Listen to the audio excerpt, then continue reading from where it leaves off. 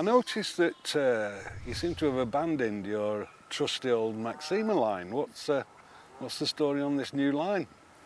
Well, it's a line I've been using for for a season or so now, and I've been really impressed with it as another fish. It's called Power Max. It's a brand new reel line that Preston Innovations are doing. And the main thing I like about it is its strength.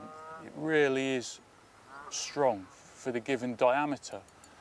And because I like using light lines when I'm feeder fishing, then that's important to me. You can still get away with a low diameter line but have the strength there as well.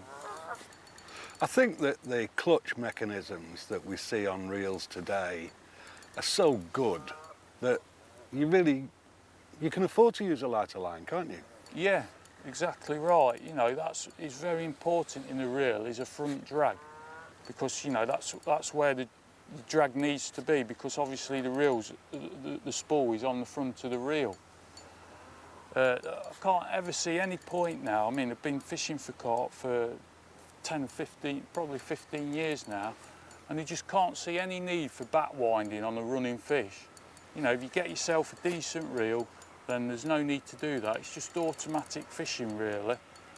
Even when you got a landing net in one hand ready to net the fish, the reel does everything for you. If the fish wants to run, then the reel will do that. You've not got to drop the landing net, start back wind, or let the reel spin out of control. The drag's there just doing everything for you. Is it decent fish or small fish? Bigger than the last one, but not big. I mean, I expect all the feeder fish to be small on this lake because they are, that sort of size, but looks 3 or 4 pound, not moaning, second cast. One of the things that I enjoy about filming with you is I always learn something. And as an old-fashioned bream angler, taught mainly by the late great Ivan Marks, I always used to fish with my rod rest at an angle. And it was only when we filmed your feeder fishing DVD that I realised that you fish pretty much with the rod rest straight out in front. And of course, the one thing I'm aware of is, although you do that, you always see the bites anyway, don't you? I do, yeah. What made you decide that you were going to take the angle out? Well, more or less it's the setups we use these days, because... That's a nice fish. Yeah, because most of the rigs that I like to fish with, if the fishery allows, are bolt rigs. You can see that's attached to the snap link swivel there, so if a fish bolts against that, you're going to get a positive bite. So you don't need the sensitivity of a 90-degree angle like we used to fish for bream. Perhaps if we still fish lots of matches where we were catching lots of bream and using the paternoster setups that we used to use, then we would still be fishing like that.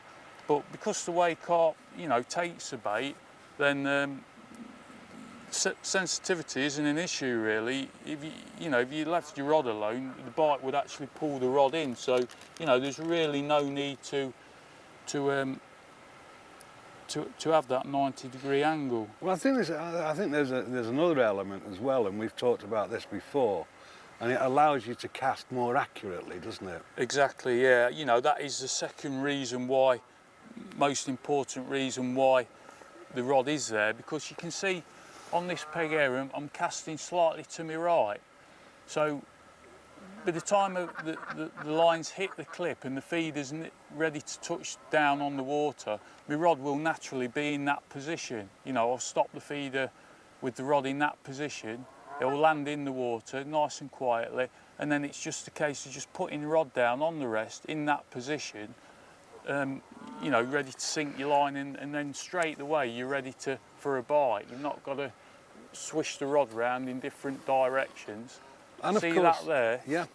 That feeder's just hit the water there. My rod's naturally already in that position, so it's just a case of putting it down, get the tip under. You see the line, this new line, it sinks very well, and it's gone straight under there. So I'm just ready for a bite without even touching the reel. Just clip my bail arm over, and I'm ready for a bite. And not only that, because the fish is on, there's no real need to strike, is there?